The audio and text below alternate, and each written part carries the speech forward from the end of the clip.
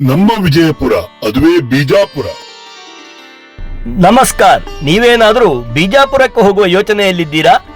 ಬಿಜಾಪುರಕ್ಕೆ ರೈಲಿನಲ್ಲಿ ಪ್ರಯಾಣ ಬೆಳೆಸುವುದಾದರೆ ರೈಲ್ವೆ ಸ್ಟೇಷನ್ನಲ್ಲಿ ಇಳಿದ ನಂತರ ಬೆಳಗ್ಗಿನ ಉಪಹಾರಕ್ಕೋ ಅಥವಾ ಮಧ್ಯಾಹ್ನದ ಊಟಕ್ಕೋ ಎಲ್ಲಿಗೆ ಹೋಗುವುದು, ಎಲ್ಲಿ ಊಟ ಮಾಡುವುದು ಎನ್ನುವ ಸಮಸ್ಯೆ ಎದುರಾಗುವುದಂತೂ ಖಚಿತ.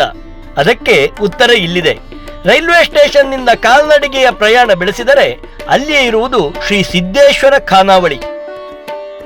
ಇದು ಶ್ರೀ ಶ್ರೀ ಸಿದ್ದೇಶ್ವರ ಸ್ವಾಮಿಗಳ ಭಕ್ತರು ನಡೆಸುತ್ತಿರುವಂತಹ ಪುಟ್ಟ ಖಾನಾವಳಿ.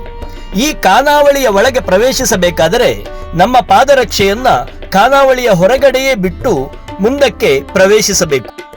ಈ ಖಾನಾವಳಿಯ ಒಳ ಪ್ರವೇಶಿಸುವಾಗ ದೇವೈಕ್ಯ ಸಿದ್ದೇಶ್ವರ ಸ್ವಾಮಿಗಳ ಭಾವಚಿತ್ರ ನಮ್ಮನ್ನು ಆಶೀರ್ವಾದಿಸಿ ಸ್ವಾಗತಿಸುತ್ತದೆ.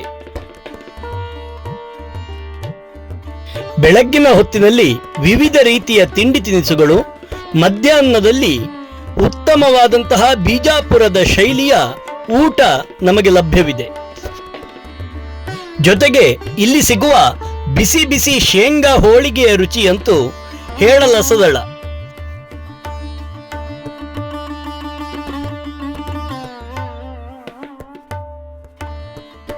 ನಮ್ಮ ಹೊಟ್ಟೆಯ ಹಸಿವನ್ನು ತಣಿಸುವ ಬಿಸಿ ಬಿಸಿ ರುಚಿಕರವಾದ ಖಾದ್ಯಗಳು ತಯಾರಾಗುವುದು ಇದೇ ಅಮ್ಮಂದಿರ ಕೈಯಿಂದ.